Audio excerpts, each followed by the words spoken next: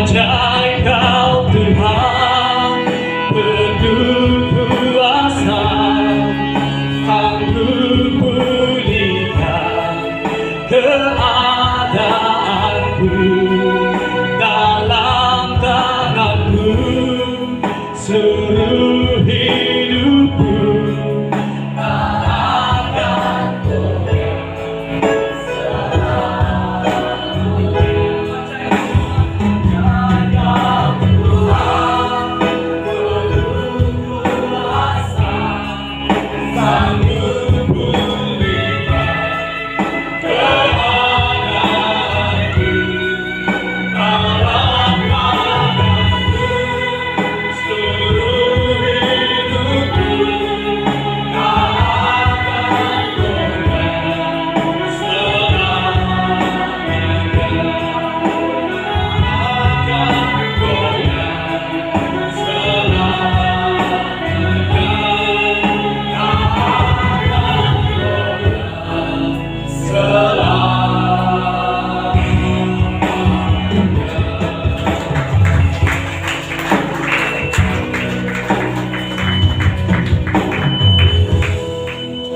terpujilah Engkau Tuhan kami.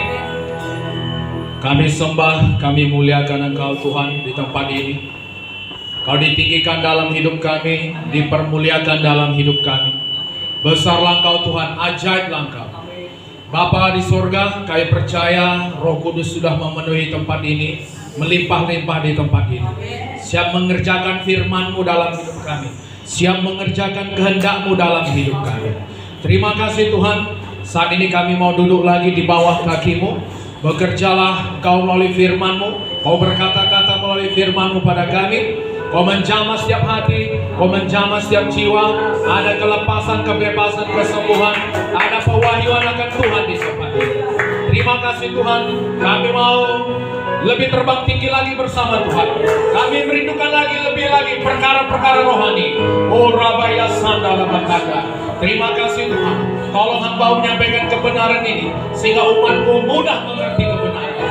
Dan Engkau setan, iblis, roh jahat, Engkau kuasa-kuasa gelap, aku perintahkan Kau pergi. Aku patahkan, aku hancurkan segala pekerjaan setan iblis dalam nama Yesus. Menyingkir dalam nama Yesus. Semua roh ketidakpercayaan kami patahkan, kami hancurkan kuasa di dalam nama Yesus. Darah Yesus membungkus kami dalam nama Yesus. Syukur Tuhan. Semua kita yang percaya berkata amin.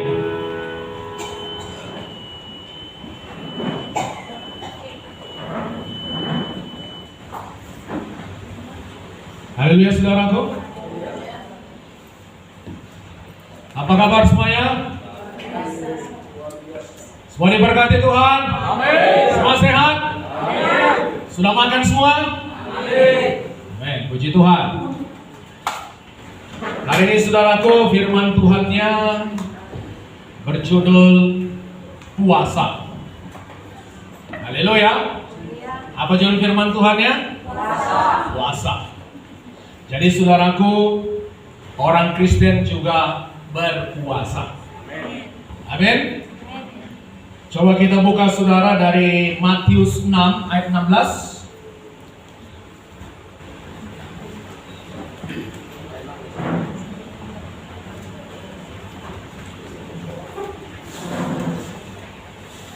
Matius 6 ayat 16.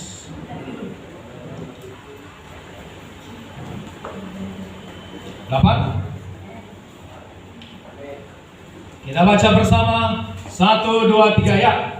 Dan apabila kamu berpuasa, janganlah muram mukamu seperti orang munafik. Mereka mengubah air mukanya supaya orang melihat bahwa mereka sedang berpuasa.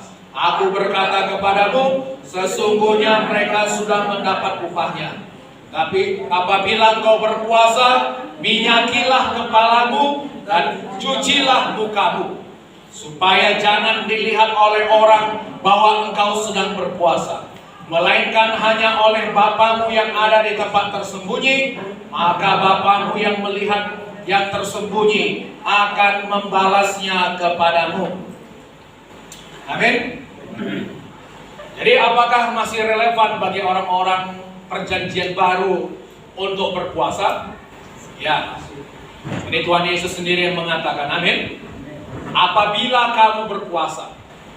Jadi saudaraku, Tuhan menyuruh kita sebenarnya untuk berpuasa. Haleluya. Ya. Coba katakan kanan kirinya, siap-siap untuk puasa. Sanggup? Amin.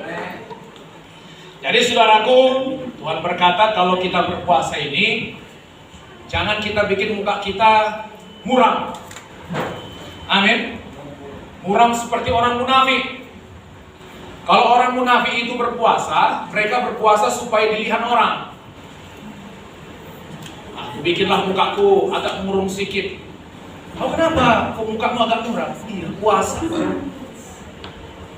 Saudaraku, jangan seperti itu. Amin. Kita berpuasa bukan untuk mencari pujian manusia.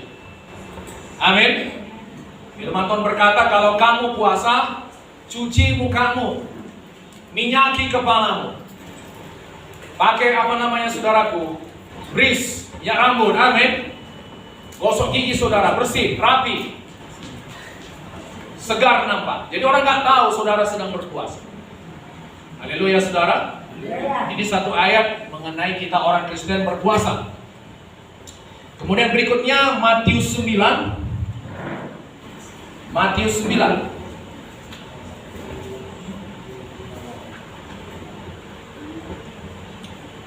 Ini waktu saudaraku murid-murid Yohanes datang bertanya kepada Yesus. Matius 9 dari 14 sampai 15. Dapat? Kemudian datanglah murid-murid Yohanes kepada Yesus dan berkata, mengapa kami dan orang Farisi berpuasa, tetapi murid-muridmu tidak? Jawab Yesus kepada mereka, dapatkah sahabat-sahabat mempelai laki-laki berduka cita selama mempelai itu bersama mereka? Tetapi waktunya akan datang, mempelai itu diambil dari mereka, dan pada waktu itulah mereka akan berpuasa. Jadi sewaktu Yesus saudaraku bersama murid-muridnya, murid-murid Yesus tidak berpuasa. Jadi datang murid-murid Yohanes.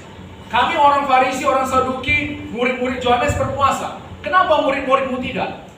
Lalu kata Yesus, kalau ada mempelai laki-laki di situ, ada sahabatnya di situ, apakah di situ waktunya berpuasa? Kan tidak, amin saudara. Yesus mengatakan, akan ada saatnya di mana mempelai itu diambil, disitulah mereka akan berpuasa. Apa artinya? Setelah kebangkitan dan kenaikan Yesus ke surga saudaraku, disitulah kita orang-orang Kristen seharusnya berpuasa.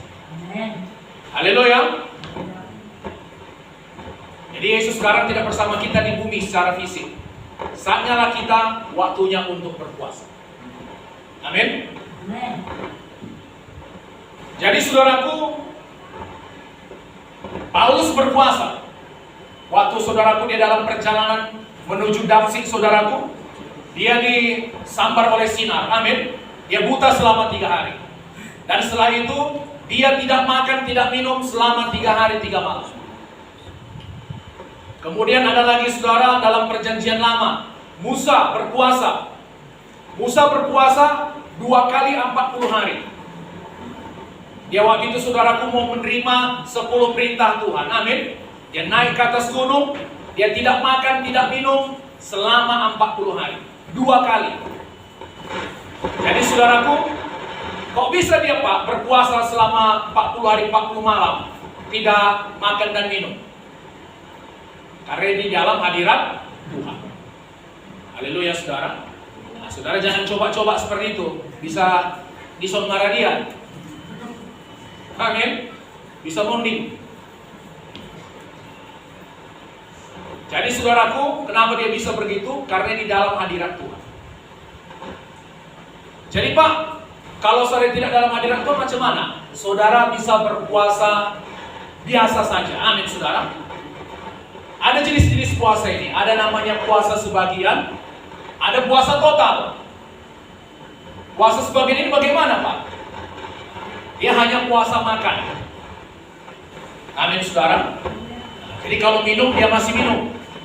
Contoh misalnya saudaraku, Dia misalnya mulai puasa dari pagi ini. Misalnya pagi dia makan, kemudian saudaraku, dia bukanya besok pagi lagi. Baru makan lagi. Haleluya. Tapi sepanjang hari dia minum. Ada juga puasa penuh, total, amin. Tidak makan, tidak minum. Contohnya siapa? Esther. Dia tidak makan, tidak minum selama 3 hari. Amin, saudara. Jadi Daud pun berpuasa. Orang-orang besar di Alkitab, hamba-hamba Tuhan saudaraku, berpuasa. Kalau saudara mau mengenapi panggilan Tuhan yang khusus dalam hidup saudara, saudara berpuasa. Haleluya, saudaraku. Sampai sekarang pun saudaraku, umat Tuhan masih berpuasa. Hamba-hamba Tuhan berpuasa. Haleluya, saudara. Ada kalanya saudara akan merasakan tuntunan Tuhan untuk berpuasa.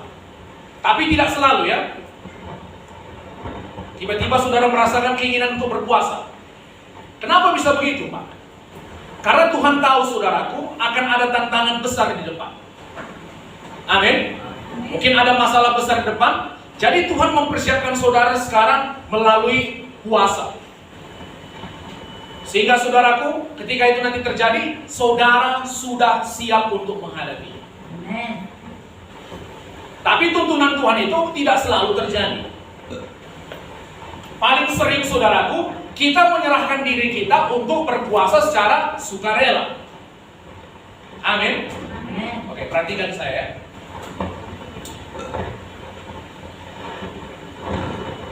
Berpuasa saudaraku, itu sama seperti latihan.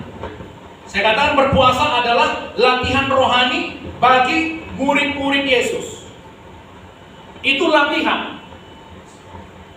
Saya tanya saudara, kalau atlet saudaraku, dia mau latihan itu sebelum pertandingan atau sesudah pas hari pertandingan? Sebelum, amin. Biasanya saudaraku jauh-jauh hari sebelum pertandingan dia mempersiapkan diri dengan latihan. Latihan teratur, latihan yang rutin saudara. Jadi demikian juga dengan kita anak-anak Tuhan. Haleluya.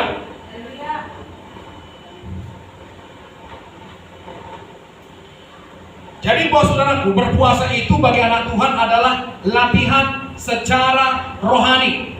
Coba katakan, puasa itu adalah latihan rohani. Jadi sama seperti atlet saudara. Jadi sama seperti atlet. Atlet ini harus mempersiapkan dirinya dengan latihan yang rutin. Begitu juga kita. Kita juga perlu berpuasa secara rutin. Amin.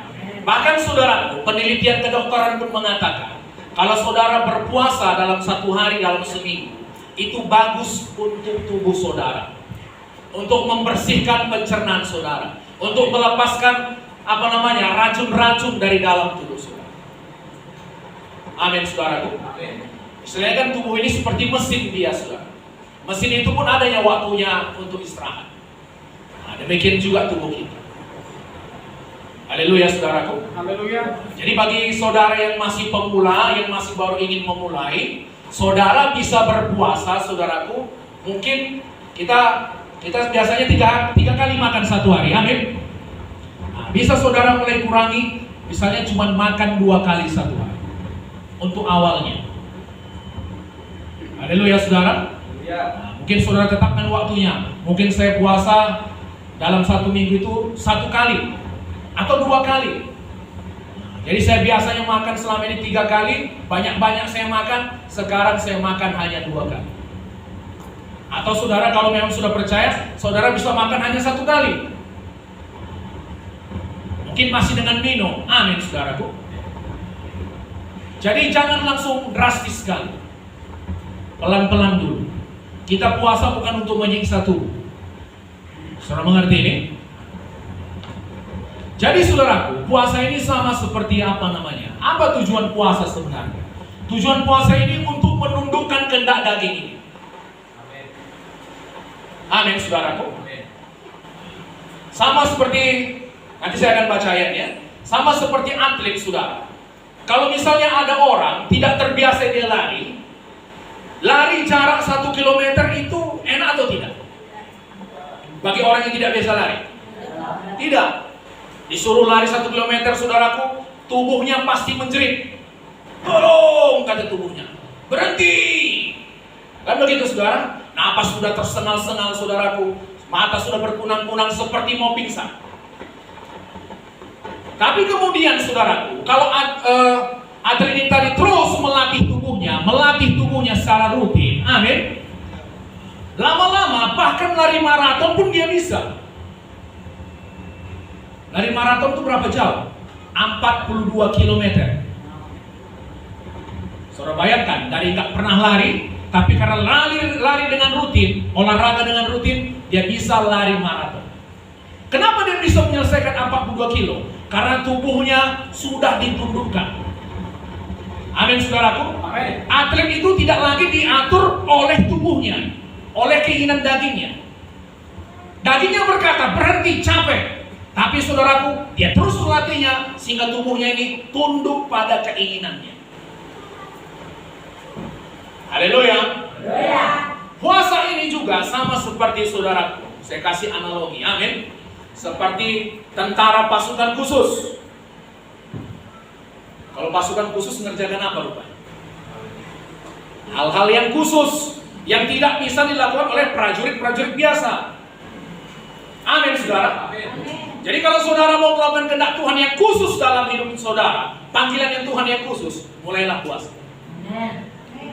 Saudaraku, prajurit khusus itu tidak dilatih seperti prajurit biasa.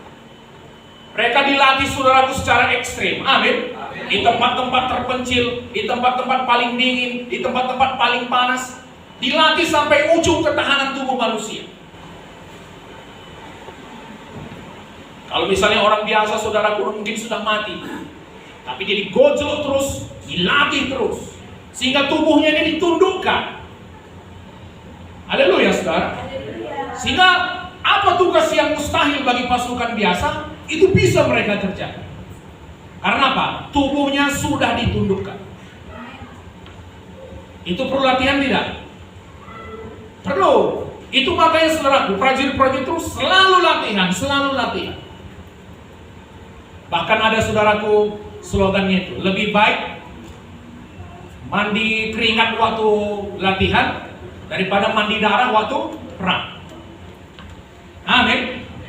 Jadi puasa itu sama seperti itu. Haleluya, saudara. Oke. Siapa yang sudah mulai kepengen mau berpuasa ini? Yang mulai kepengen mau berpuasa, coba.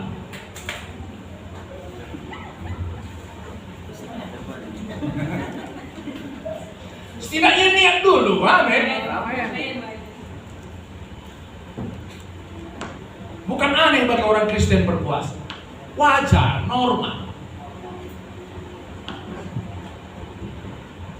Haleluya, saudara. Tuhan bilang akan ada saat yang mereka berpuasa, waktu mempelai itu diambil dari mereka. Ya sekarang saatnya bagi orang Kristen berpuasa. Oke, coba kita buka, saudara, dari Matius 17.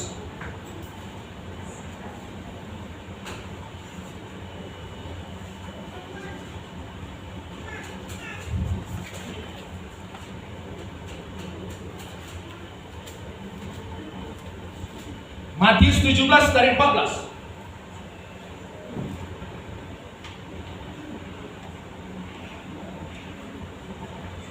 Apa? 1, 2, 3 ya. Ketika Yesus dan murid-muridnya kembali kepada orang banyak itu, datanglah seorang mendapatkan Yesus dan menyembah. Katanya, Tuhan, kasihanilah anakku. Ia sakit ayan dan sangat menderita. Ia sering jatuh ke dalam api dan juga sering ke dalam air. Aku sudah membawanya kepada murid-muridmu, tetapi mereka tidak dapat menyembuhkannya. Jadi, saudaraku, ada satu kasus di sini, amin. Ada orang punya anak, sakit apa dia? Sakit ayan. sering jatuh ke dalam api, dan juga sering ke dalam air. Haleluya saudara. Dan dikatakannya, aku sudah membawa kepada murid-muridmu, tapi mereka tidak dapat menyembuhkannya. Senang Tuhan Yesus?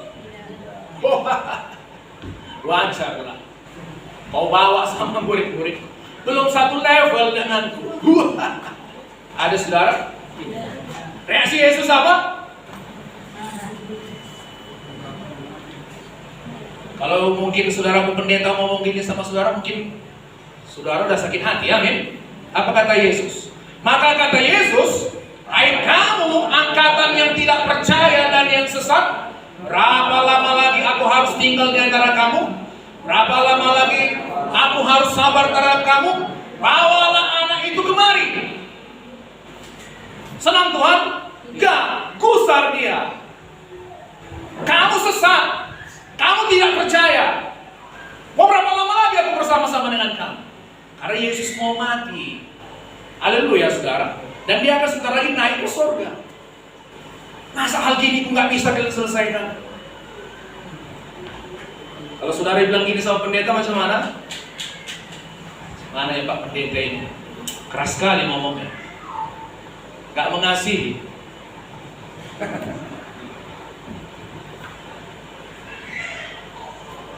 Ayat 16. Ayat berapa?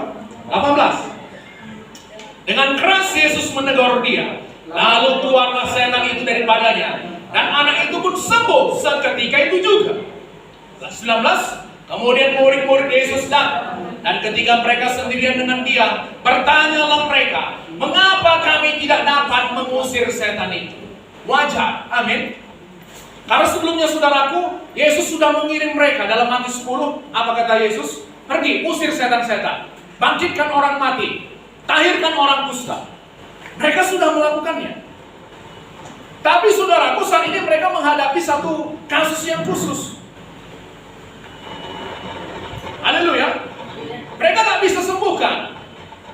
Lalu mereka bertanya waktu mereka sendirian dengan Tuhan, Tuhan, kenapa kami tidak bisa mengusir setan itu? Saudara pengen tahu? Ayat 20. Ia berkata kepada mereka, karena kamu kurang percaya. Sebab aku berkata kepadamu, sesungguhnya sekiranya kamu mempunyai iman sebesar biji sesawi saja, kamu dapat berkata kepada gunung ini, pindah dari tempat ini ke sana, maka gunung ini akan pindah, dan takkan ada yang mustahil bagimu. Jadi apa masalahnya sebenarnya? Kurang percaya. Hah? Perhatikan ya. Ini bukan masalah iman. Ini bukan masalah besar kecilnya iman. Iman sebesar biji sesawi saja, tanpa ketidakpercayaan, cukup membangkitkan orang mati, cukup mengusir setan, cukup menyembuhkan orang sakit, cukup melakukan perkara yang mustahil. Haleluya. Lalu masalahnya ketidakpercayaan. Banyak orang berdoa, Tuhan tambahkan iman kami, berikan aku iman lebih besar lagi. Itu doa yang salah. Ini bukan masalah iman. Iman sebesar biji sesawi cukup memindahkan gunung. Haleluya. Iman sebesar biji sesawi sanggup mengadakan hal-hal yang mustahil, membangkitkan orang mati. Lalu kenapa tidak terjadi hal-hal yang luar biasa? Banyak ketidakpercayaan.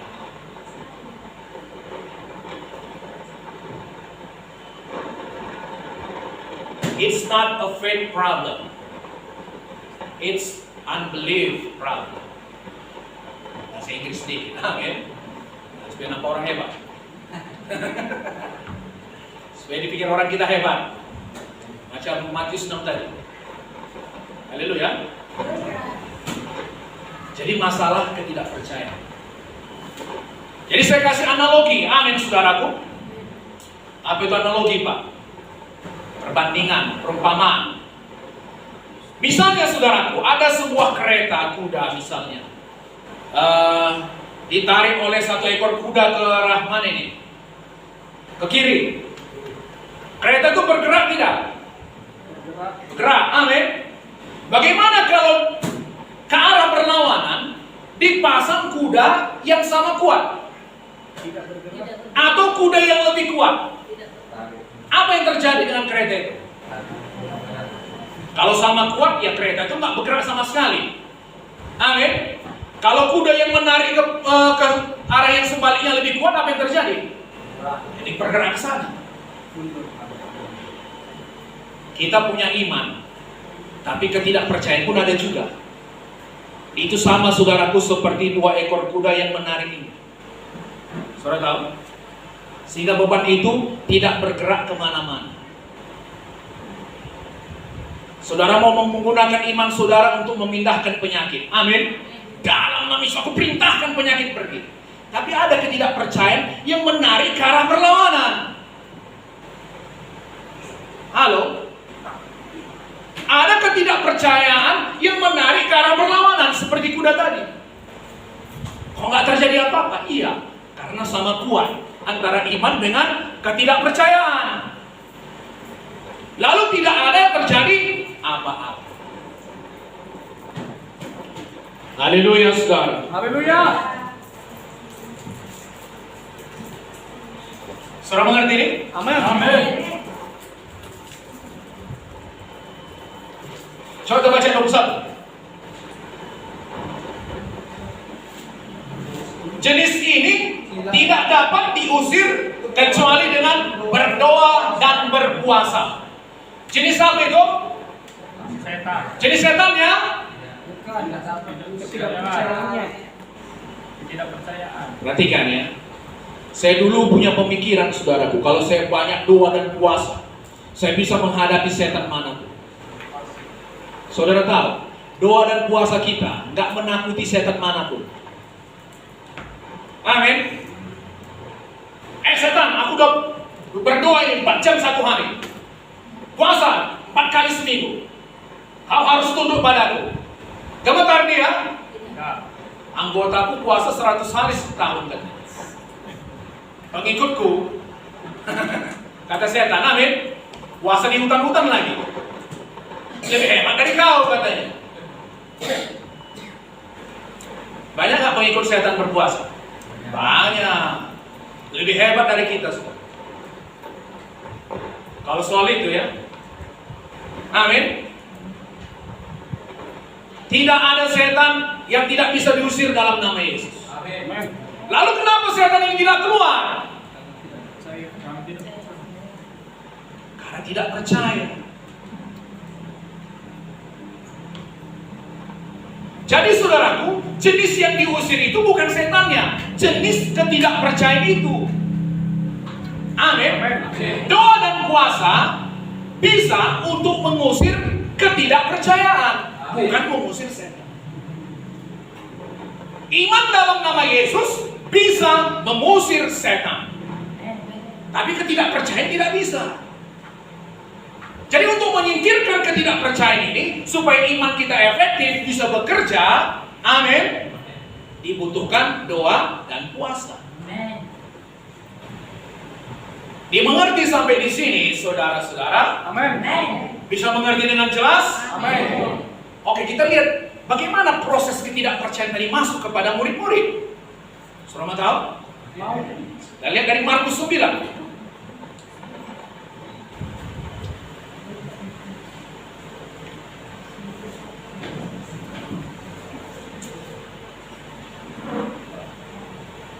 Ini perikop yang sama ya. Ini menceritakan mengenai hal yang sama juga. Markus 9 dari 14. Bersemangat. Ketika Yesus, Petrus, Yakobus dan Yohanes kembali pada murid-murid lain, mereka melihat orang banyak mengerumuni murid-murid itu. Dan beberapa ahli Taurat sedang mempersoalkan sesuatu dengan mereka. Pada waktu orang banyak itu melihat Yesus, tercenanglah mereka semua dan bergegas menyambut dia. Lalu Yesus bertanya kepada mereka, apa yang kamu persoalkan dengan mereka? Kata seorang dari orang banyak itu, Guru, anakku ini kubawa kepadamu karena ia kerasukan roh yang membisukan dia. Rupanya saudaraku, orang yang sakit ayan tadi rupanya kerasukan roh. Haleluya. Gak semua sakit ayan akibat roh jahat. Haleluya. Tapi ada kasus seperti itu. Sakit ayan disebabkan oleh serangan roh jahat. Ayat 18.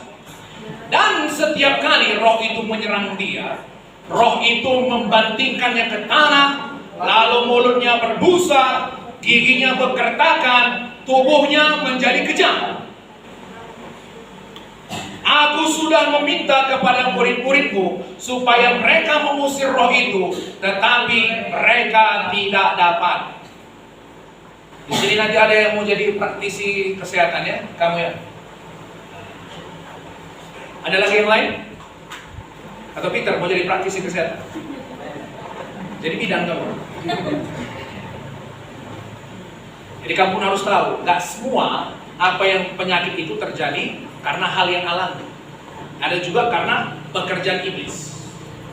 Terbuka jalan bagi setan untuk masuk. Haleluya saudara. Oke. Ayat 19. Maka kata Yesus pada mereka, hai kamu angkatan yang tidak percaya, berapa lama lagi aku harus tinggal di antara kamu? Berapa lama lagi aku harus sabar terhadap kamu? Bawalah anak itu kemari. Lalu mereka membawanya kepada Yesus. Waktu roh itu melihat Yesus, anak itu segera digoncang-goncangnya, dan anak itu terpelanting ke tanah, terguling-guling, sedang mulutnya berbusa. Dipakainya lagi jurus yang sama. Amin. Setan dipakai lagi jurus yang sama. 21. Lalu Yesus bertanya kepada ayah anak itu, sudah berapa lama yang mengalami ini? Jawabnya, sejak masa kecilnya. Dan seringkali roh itu menyeretnya ke dalam api ataupun ke dalam air untuk membinasakannya. Tadi kalau di dalam Matius diterangkan bahwasanya dia sering jatuh ke dalam air atau dalam api ya. Kita pikir itu karena sendiri. Rupanya roh itu menyeret dia. Wow. Saudara bisa bayangkan saudaraku, ada orang terseret-seret tapi nggak ada nampak siapa-siapa. Amin. Roh itu menyeret dia ke dalam api ataupun ke dalam air. Saudaraku, ngeri sakit air ini.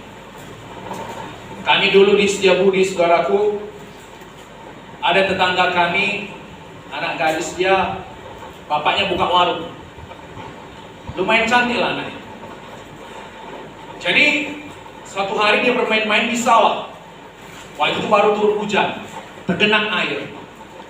Tiba-tiba saudaraku kumat sakit sawahnya. Di belakang rumah kami waktu itu masih banyak sawah. Tiba-tiba kumat sakit sawahnya.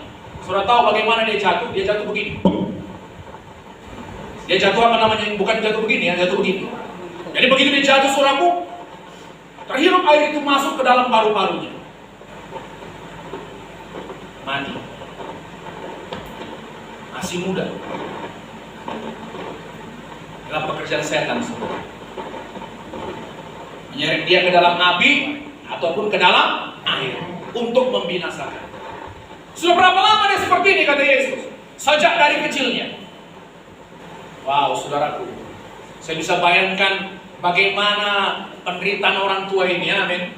Penderitaan anak ini, penderitaan orang tua ini, bagaimana mengurus anak ini. Karena saudaraku, biasanya semakin lama orang sakit, semakin banyak ketidakpercayaan. Haleluya. Sudah berobat kemana-mana, sudah banyak uang habis. Jadi saudaraku, untuk percaya pun susah. Biasanya orang demikian sudah apatis. Tapi untunglah dia jumpa dengan Yesus. Amin. Ayat 23. Sebab itu jika kau dapat berbuat sesuatu, tolonglah kami dan kasihani kami. Jawab Yesus, katamu jika kau dapat, tidak ada yang mustahil bagi orang yang percaya. Segera ayah anak itu berteriak, aku percaya, tolonglah aku yang tidak percaya ini. Siapa pernah mengalami keadaan seperti ini? Orang percaya yang tidak percaya. Unbelief, believer. Kita percaya kuasa Tuhan, tapi sepertinya waktu itu sulit kali bagi kita untuk percaya. Karena kita menghadapi satu saat yang seperti mustahil, saudara. Amin. Orang percaya yang tidak percaya. Ayat 25, ketika Yesus melihat orang banyak makin datang berkerumun, ia menegur roh jahat itu dengan keras, katanya, "Hai kau roh yang menyebabkan orang menjadi bisu dan tuli, aku memerintahkan engkau, keluarlah daripada anak ini dan jangan memasukinya lagi." Lalu keluarlah roh itu sambil berteriak dan menggoncang-goncang anak itu dengan hebatnya. Anak itu kelihatannya seperti orang mati, sehingga banyak orang yang berkata, "Ia sudah mati." Tapi Yesus memegang tangan anak itu dan membangunkannya, lalu ia bangkit sendiri. Amin.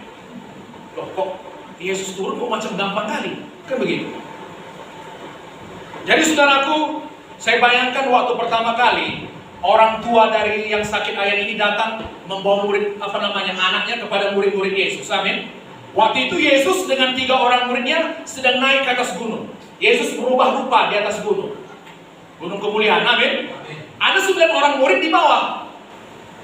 Ada Judas, ada Matius, ada lagi Thomas, Tadeus, saudaraku, Bartolomeus.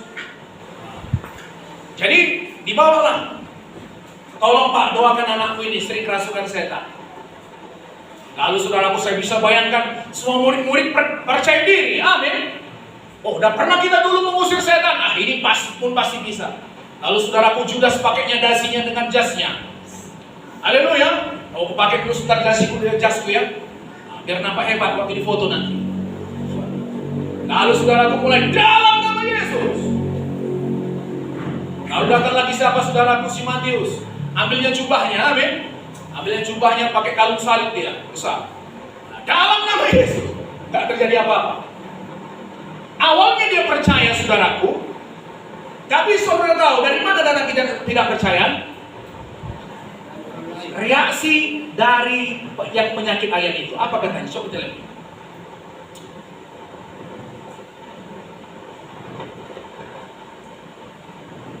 Ayat 20. Lalu mereka membawanya kepadanya. Waktu roh itu melihat Yesus, anak itu segera digoncang-goncangnya, dan anak itu terpelanting ke tanah, terguling-guling, sedang mulutnya. Saudara bayangkan kalau saudara doakan orang langsung terjatuh, terguling-guling, berbusa mulutnya, bekertakan mulutnya, apa yang terjadi? Loh, kok makin parah, kan begitu? Mati sebentar lagi. Kalau mati macam mana? Dituntut polisi apa nih? Bisa dituntut lagi. Haleluya, saudara. Haleluya. Gimana kalau saudara menghadapi kasus seperti itu? Saudara doakan bukan sembuh. Terguling-guling, berguling sana, berguling sini, keluar busa dari mulut, gigi berkertakan, macam orang mau mati. Saya bisa bayangkan saudaraku, Judas dengan jasnya, dengan dasinya, amin. Atau si Judas dengan jubahnya, dengan salibnya, saudara. Udah mulai ketakutan, murid-murid yang lain pun mencoba. Makin parah, begini segala macam. Awalnya percaya, lama-lama tidak percaya. Dari mana datangnya tidak percaya? Melihat. Dari panca indera kita ini, saudaraku, datangnya tidak percaya. Amin. Roma 10:17 apa katanya? Ada yang tahu? Iman timbul dari pendengaran akan firman Kristus. Mendengar firman Kristus. Demikian juga hal yang sama berlaku. Ketidakpercayaan datang juga dari mendengar. Panca indera, amin saudaraku. Hal-hal yang bertentangan dengan firman Tuhan. Waktu didengarnya anak itu, saudaraku, mungkin melengking suaranya, amin. Dilihat anak itu berguling-guling, tidak seperti yang diharapkan. ketidakpercayaan mulai masuk.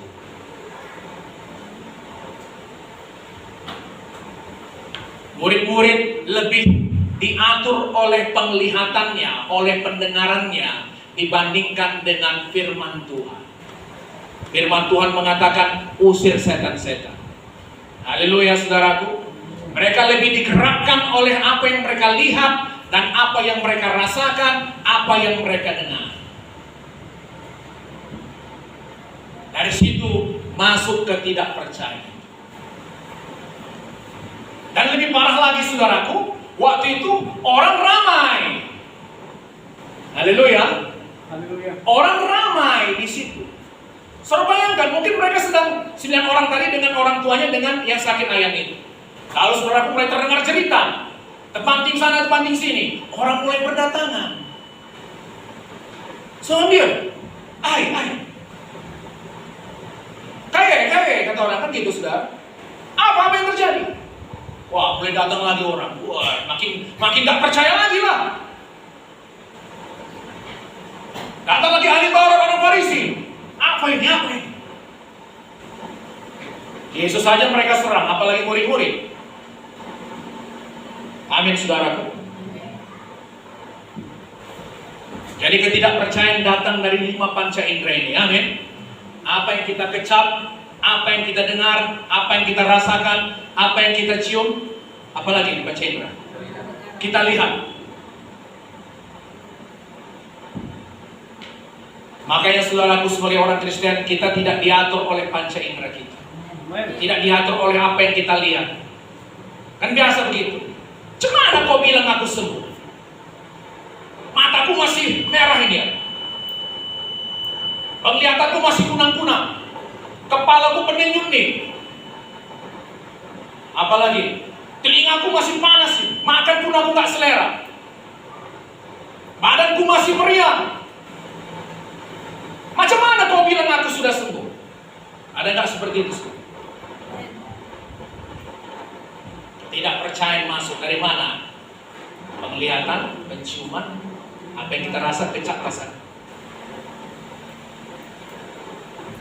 Kurasa sembuh dulu baru aku percaya aku sembuh. Kulihat dulu baru aku percaya.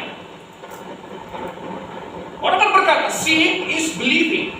Melihat adalah percaya. Itu istilah orang dunia. Sama seperti Thomas. Kulihat dulu tangan yang berlubang itu baru aku percaya. Amin saudaraku. Amin. Macam mana kau bilang aku diberkati? Kau lihatlah nenek, dompet pun tagihan. Tagihan menumpuk. Rekening pun kosong. Diberkati kau bilang. Mana? Tak aku lihat itu. Haleluya saudara. Haleluya. Saudara tahu arti kedagingan itu apa? Kedagingan bukan selalu saudaraku, misalnya kita pikiran najis, amin. Otak kita pikirnya najis saja. Itu kedagingan enggak? Itu kedagingan. Kita sakit hati terus, marah terus, itu kedagingan enggak? Kedagingan. Terus apa lagi? Pokoknya pikiran pesta pora senang-senang aja. Itu kedagingan enggak? Kedagingan. Tapi saudaraku, arti kedagingan, kalau dalam terjemahan bahasa Inggris King James dikatakan carnal mind. Pikiran yang hanya tertuju kepada hal-hal badaniah atau jasmani saja. Haleluya. Lihat. Seperti saya katakan tadi, perhatikan ya, ini penting. Macam mana kau bilang aku sudah sembuh? Semua yang kurasakan ini sakit. Amin. Semua tubuhku menjerit merasakan sakit ini. Itu artinya apa saudara? Dia tidak orang yang berpikir najis. Dia bukan orang yang berpikiran jahat. Amin saudaraku. Dia bisa aja cinta Tuhan. Tapi dia selalu lebih peka terhadap keadaan yang hal bersifat badani daripada hal-hal yang bersifat rohani. Amin. Bagaimana kau bilang aku sembuh? Aku merasakan sakit di seluruh tubuh. Padahal saudaraku, di dalam roh kita yang sudah lahir baru, kita memiliki kuasa kebangkitan Tuhan. Amin. Halo, Amin. lihat saya, perhatikan. Arti carnal mind, pikiran kedagingan, hanya bertuju fokus kepada hal-hal badaniah atau jasmani atau apa yang nampak saja. Amin. Kita tidak terhubung, tidak memikirkan hal-hal yang bersifat rohani. Macam mana kau bilang aku bisa bersuka cita kalau semua keadaan di sekelilingku mengecewakan? Halo? Amin. Padahal di dalam rohnya yang sudah lahir baru, dia memiliki sukacita yang berlimpah-limpah. Amin. Bagaimana kau bilang aku sehat? Aku merasakan sakit. Padahal di dalam rohnya yang lahir baru, dia memiliki kuasa kebangkitan Tuhan. Amin. Kuasa yang mengalahkan maut. Kuasa yang membangkitkan Yesus dari antara orang mati. Amin. Tapi tadi, karena pikirannya hanya tertuju kepada perkara-perkara yang nampak. Hal-hal badaniah saja. Hal-hal yang bersifat jasmani saja. Amin, saudaraku. Amin. Itu makanya saudara sebagai orang yang percaya kepada Kristus, saudara bisa bersuka cita dalam keadaan apapun. Amin.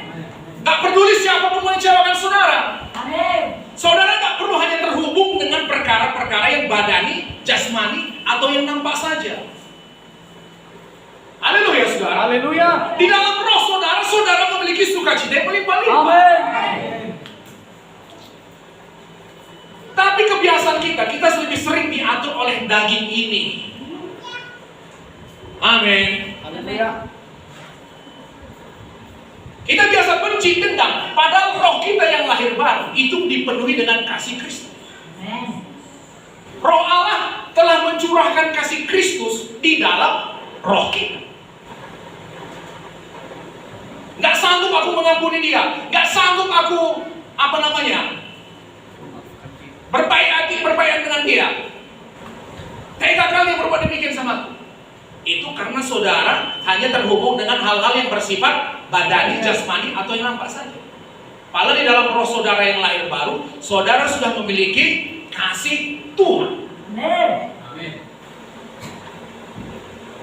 Amin, saudara. Amin. Lalu apa hubungannya puasa dengan itu, Pak?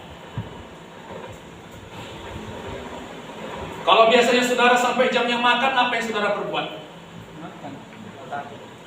Makan. Oh, sudah jam 1 ini. Ambil piring, cek. 2 piring langsung, amin. Sekol ikan apa segala macam. Belum lagi tambuhnya. 3 kali 1 hari. Makan kata tubuh, kata daging, kita ikut, kita tunduk. Sama seperti kalau daging bilang, marah kau, kita ikut. Haleluya, saudara. Perhatikan saya. Bersedih kau, kata daging, kita bersedih. Haleluya, saudara. Halo, saudara di sini. Amin. Daging bilang, sedih kau, nangis kau, gak ada orang peduli sama. Itu daging. Amin, saudara. Sakit hati kau, marah kau, tidak percaya kau, itu semuanya adalah keinginan daging. Amin. Sama seperti waktu bilang daging, sakit hati kau, apa namanya? Makan kau, kita tunduk. Tapi waktu melalui puasa, saudara, kita bilang sama daging ini, daging, bukan kau lagi yang mengatur aku. Haleluya. Kalau selama ini saudara nggak biasa puasa, hanya makan terus, waktu saudara bilang, aku bersuka cita, daging akan bilang begini, kau selama ini tunduk sama aku. Ku bilang makan kau. Ku bilang bersedih kau. Kau sekarang pula ngatur-ngatur aku. Hah? Saudara mengerti? Jadi waktu melalui puasa saudaraku, daging bilang, kau makan. Tidak. Bukan kau lagi yang ngatur aku sekarang. Saudara mengerti ini? Jadi waktu saudara nanti saudara ini. Amin saudaraku. Waktu saudara mulai terbiasa melatih tubuh saudara tidak makan misalnya. Nah, jadi daging ini bukan lagi yang menguasai saudara. Saudara yang mulai menguasai daging saudara. Saudara mengerti ini saudara? Jadi waktu daging bilang marah kau, karena saudara sudah terbiasa mengontrol dia melalui puasa, saudara tidak tunduk lagi kepadanya. Tidak percaya kau, kata daging, karena saudara sudah terbiasa puasa melatih tubuh saudara, maka saudara tidak tunduk lagi kepada ketidakpercayaan. Maka saya katakan tadi, puasa itu latihan rohani. Sama seperti orang lari tadi saudara. Awalnya nggak biasa dia lari 1 kilometer. Waktu dia lari 1 kilometer, macam menjerit badannya. Waktu saudara puasa pun pasti menjerit badan saudara. Amin. Hei, makan! Katanya. Udah jamnya makan ini.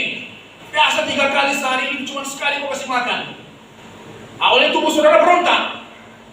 Mulai pening-pening, amin. Apa yang salah ini saudara mikir? Awalnya.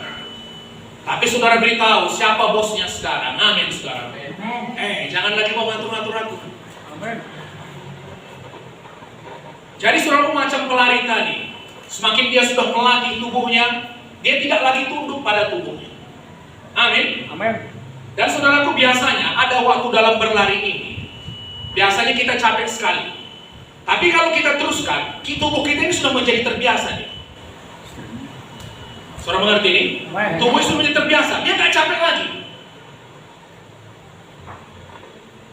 Seperti pasukan khusus tadi saya katakan saudara. Tubuhnya ditundukkan terus menerus, dilatih terus menerus, sehingga siap untuk perkara-perkara yang khusus. Amin saudara. Dari mana datangnya ketidakpercayaan? Apa yang kita lihat, kecap, rasakan, cium, dan dengar.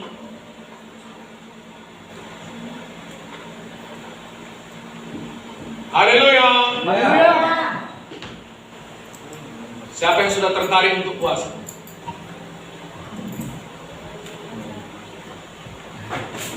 Yang belum, kenapa?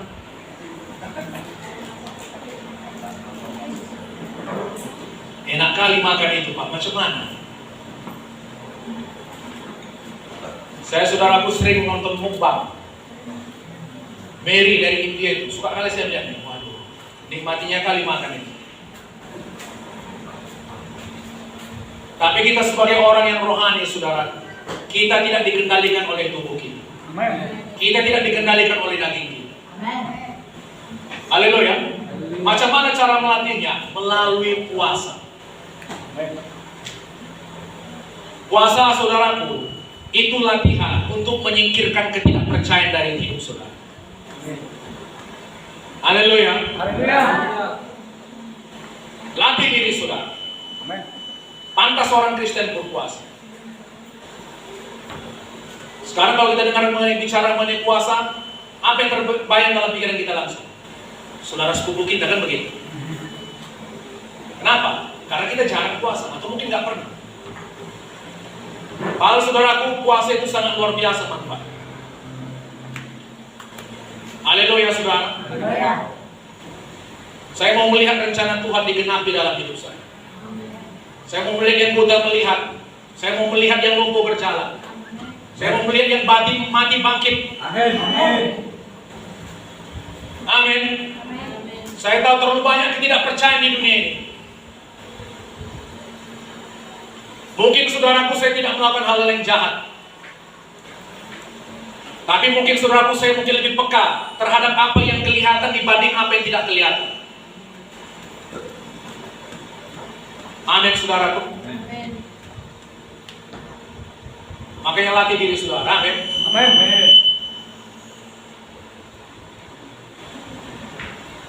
Terus satu lagi puasa itu saudaraku. Prinsip puasa itu adalah mengasihkan diri. Mengkhususkan diri untuk perkara-perkara bagi Tuhan. Kalau saudara puasa, oke, saudara puasa, nggak makan minum. Tapi saudara nonton seharian. itu pun saudaraku gak berguna juga sebenarnya. Amin.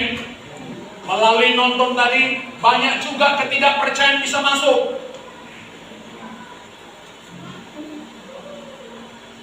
Berita-berita sampah. Haleluya. Masuk semua ketidakpercayaan tadi. Jadi paling baik saudaraku, kalau saudara berpuasa itu, apakah Pak kalau saya kerja saya bisa berpuasa? Bisa. Amin saudara. Halo. Amin. Saudara bisa tetap berpuasa walaupun sambil kerja. Amin. Sebaiknya saudara mengkhususkan diri saudara untuk Tuhan. Ambil waktu saudara baca Alkitab. Saudara banyak berbahasa roh. Amin saudaraku. Amin. Siapa di sini rindu kuasa Tuhan? Saya rindu kuasa Tuhan. Inilah latihannya. Gak ada atlet bisa berhasil tanpa latihan. Amin saudara. Gak ada prajurit bisa terbentuk tanpa latihan. Inilah latihan rohani kita, puasa. Saya mengajak saudara puasa. Ini bukan hukum Taurat. Amin saudara. Amin.